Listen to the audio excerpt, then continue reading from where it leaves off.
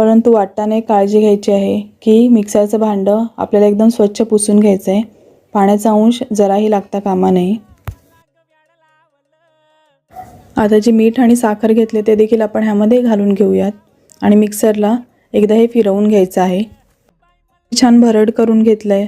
आता आपण ह्यामध्ये ज्या सोक केलेल्या मिरच्या होत्या त्या देखील घालून घेऊयात. मिरच्या सोक करण्यासाठी जे व्हिनेगर वापरले ते देखील मी ह्यामध्येच घातलंय.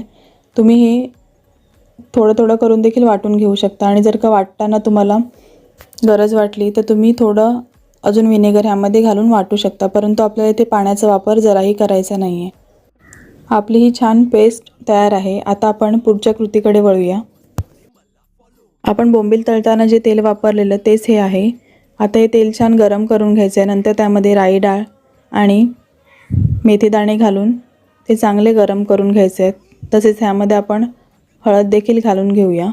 तिन्ही गोष्टी ह्याच्यामध्ये व्यवस्थित मिक्स करून घ्यायच्या आहेत आणि नंतर आपण जी पेस्ट बनवून घेतली आहे ती ह्यामध्ये घालून त्याला तेल सुटेपर्यंत आपल्याला परतून घ्यायचं आहे.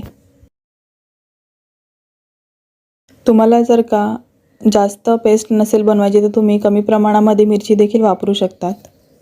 ही पेस्ट घालताना मी इथे गॅसची फ्लेम आहे ती बंद करून घेतली आणि नंतर ही पेस्ट घालून पेस्ट एकत्र केल्यानंतर पुन्हा गॅसची फ्लेम चालू केलेली आहे, कारण ह्यामध्ये व्हिनेगर असल्यामुळे ते थोडंसं वरती उडण्याची शक्यता असते. आता ही पेस्ट आपल्याला तोपर्यंत शिजवून घ्यायचे आहे जोपर्यंत ही पेस्ट तेल सोडत नाही.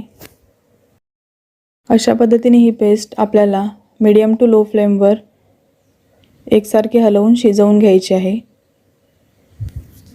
ह्या ठिकाणी आता ह्या पेस्टमध्ये मी थोडंसं मीठ घालून घेते.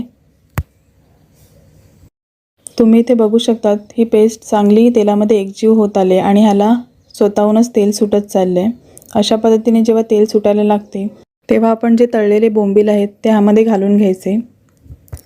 बोंबील चांगले एकत्र मिक्स करून घ्यायचे आणि गॅसची फ्लेम आहे ती बंद करायची. ते आपल्याला जास्त शिजवायचे नाही आहेत. मी इथे लहान बोंबलांचा वापर केल्यामुळे तुम्हाला इथे मसाला जास्त आणि बोंबील कमी दिसत असतील, परंतु जर का तुमच्याकडे मोठे बोंबील वापरत असतील तर तुम्ही त्याचा वापर केला तरी देखील चालेल. बोंबील जरी लहान असले किंवा मोठे असले तरी पदार्थ बदलणार नाही किंवा त्याची चव देखील बदलणार नाही. मिश्रण आपल्याला असंच नॉर्मल टेम्परेचरला येऊ द्यायचं आहे. हे आपोआपच आपल्याला थंड होऊ द्यायचं आहे. फॅन खाली वगैरे आपल्याला हे ठेवायचं नाही. तुम्ही इथे बघू शकतात मिश्रण एकदम थंड झालेलं आहे आणि इथे तेलाचं प्रमाण देखील आपल्याला कमी दिसतंय, म्हणजेच आपल्याला ह्यामध्ये तेल अजून नंतर घालावं लागेल. आता हे आपण चांगलं एकजीव करून एका बरणीमध्ये व्यवस्थित भरून घ्यायचं आहे.